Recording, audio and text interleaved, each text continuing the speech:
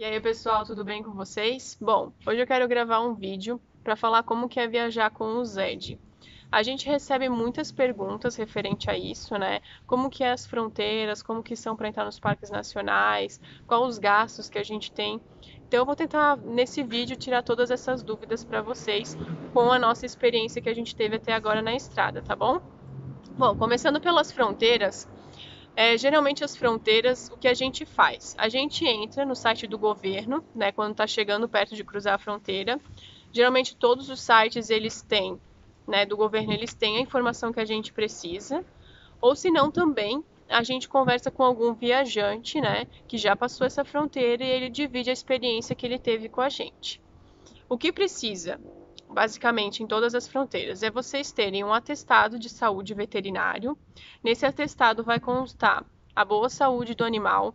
Ele vai pedir os antiparasitórios externo e interno. O externo é a coleira, a pipeta, né? Então, sempre que vocês comprarem esse antiparasitório, é legal vocês guardarem o conteúdo dele, né, a caixinha, para que vocês tenham essa informação de quando foi fabricado, a validade e tudo mais, para poder estar colocando nesse atestado.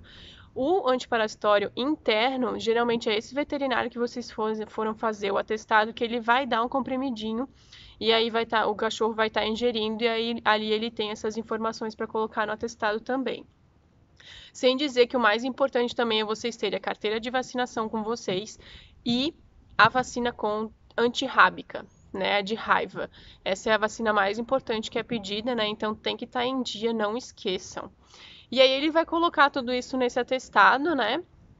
Se tiver mais alguma coisa que vocês leram lá no site do governo, às vezes eles exigem um exame de sangue contra a leishmaniose, contra alguma coisa, e daí vocês vão ter que ver isso antes para poder estar fazendo esse exame e colocar lá também.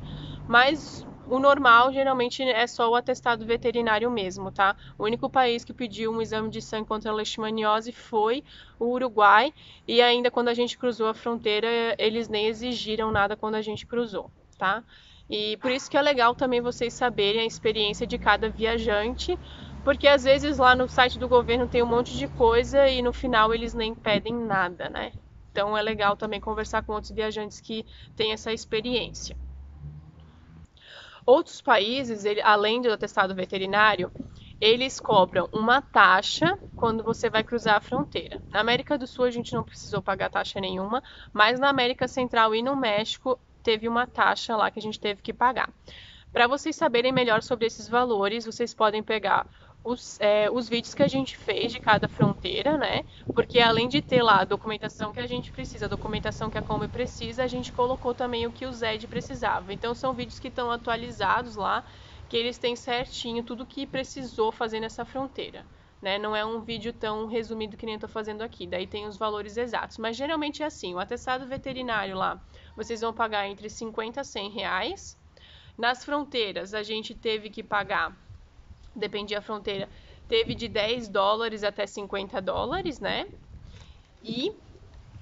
E algumas outras fronteiras também, eles pedem para vocês validarem esse atestado veterinário no órgão do país. Por exemplo, na Argentina, a gente teve que fazer o atestado e no Senasa, que era o órgão que cuidava dos animais na Argentina, pagar mais uma taxa lá de 30 a 80 reais e validar esse atestado antes de cruzar a fronteira.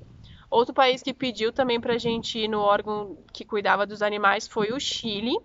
E também quando a gente foi da Colômbia ao Panamá, a gente também teve que fazer isso, tá? Então, por isso que é sempre interessante vocês pesquisarem antes, não deixar para cima da hora para vocês terem tempo de fazer essa documentação para cruzar com o animal de vocês, tá? Eu vou falar um pouquinho agora também sobre como é voar com o Zed. A gente teve duas experiências até agora na viagem. Uma a gente voou de Colômbia ao Panamá. Foi para voar, o que eu vejo assim, não é tão complicado, né? É complicado, só que eu acho que financeiramente mais. Eu vejo que é mais caro fazer a documentação para voar, né? Ali de Colômbia ao Panamá, a gente pagou, foi um valor bem alto. Eu fiz um vídeo também explicando certinho como que foi o passo a passo para voar com o Zed, tá? Mas assim, foi bem mais complicado. A gente teve que ir de uma cidade até outra, porque só nessa outra cidade tinha para fazer essa documentação. Aí teve que pagar mais taxas, né? Então, assim, eu tive que fazer tudo isso com um bom tempo de antecedência para me programar, tá? E depois também quando a gente voou dos Estados Unidos para o Canadá, do Canadá para o Brasil, que foi essa última vez no início do ano, quando a gente veio visitar, né? Veio visitar a nossa família e acabou que a gente não conseguiu voltar ainda por causa da pandemia. A gente também não sentiu tanta dificuldade para fazer a documentação, só que também foi bem caro, né? Foi a mesma coisa que eu falei para vocês, os atestados e no órgão que cuida dos animais para poder validar e pagar as taxinhas aqui, taxinhas lá. Só que foram $300 para trazer o Zed para o Brasil. Então, realmente, assim, tem que estar bem preparado quanto à documentação e quanto financeiro também. Por sorte, para voar, a gente tem um atestado, né, de uma psicóloga. O Zed é nosso cachorro, é meu cachorro de acompanhamento emocional. Então ele viaja comigo dentro da cabine do avião, né? E isso é uma vantagem também, porque além disso a gente não precisa pagar a passagem dele para o Brasil. Além de fazer toda essa documentação e ter pago $300, se a gente ainda tivesse que pagar para ele vir para o Brasil, se ele não fosse meu cachorro de acompanhamento emocional, a gente teria pago mais taxas ainda para ele poder ter esse espaço no avião. Né? Então, querendo ou não, a gente fez esse documento para que a gente pudesse também economizar um pouco. E como eu tenho mesmo ansiedade, o Zed me acompanha e faz mesmo esse trabalho comigo, a gente não viu problema nenhum em fazer, tá?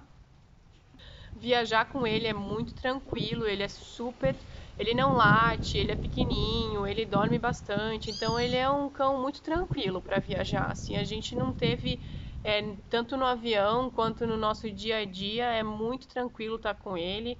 Ele é super parceiro, o Zed gosta de aventura. Até um exemplo que eu posso dar para vocês, né? Vou falar agora sobre entrar nos parques, né?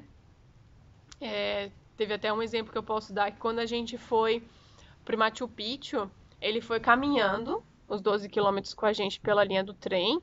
Chegou lá em Machu Picchu, a gente deixou ele num hotel pet friendly, né? Foi conhecer Machu Picchu, voltou, depois ele veio caminhando com a gente de novo. Então é muito tranquilo, assim, a gente nunca deixou de conhecer nenhum lugar. O que geralmente a gente faz? Geralmente os parques nacionais, eles não aceitam cachorro, né?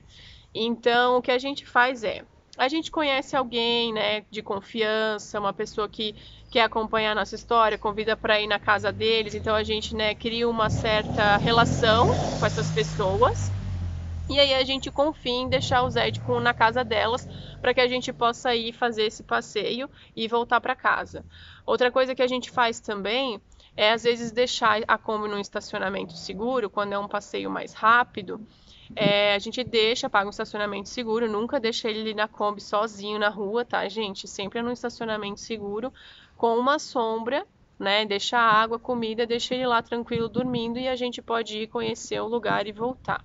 A gente teve um parque só na América do Sul, que foi lá no Equador, que a gente não pôde entrar. O restante a gente sempre conseguiu fazer as coisas muito bem para que ele ficasse seguro, tranquilo, enquanto a gente fosse conhecer o parque, tá?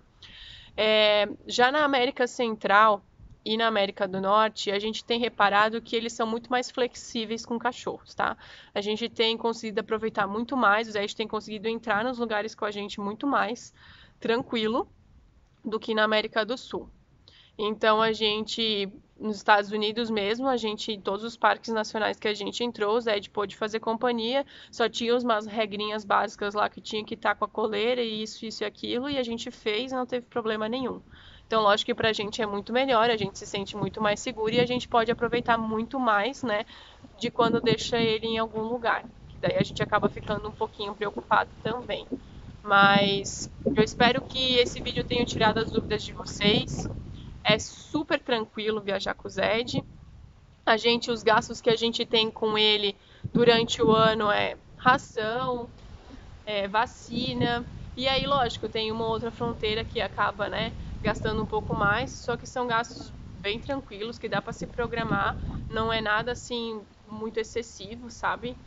Então, eu espero que esse vídeo tenha ajudado vocês a tirar todas essas dúvidas. E se vocês tiverem mais alguma dúvida, mais alguma pergunta para fazer pra gente, é só deixar nos comentários que a gente vai ficar feliz em responder, tá bom? Um abração para vocês, eu espero que vocês tenham gostado.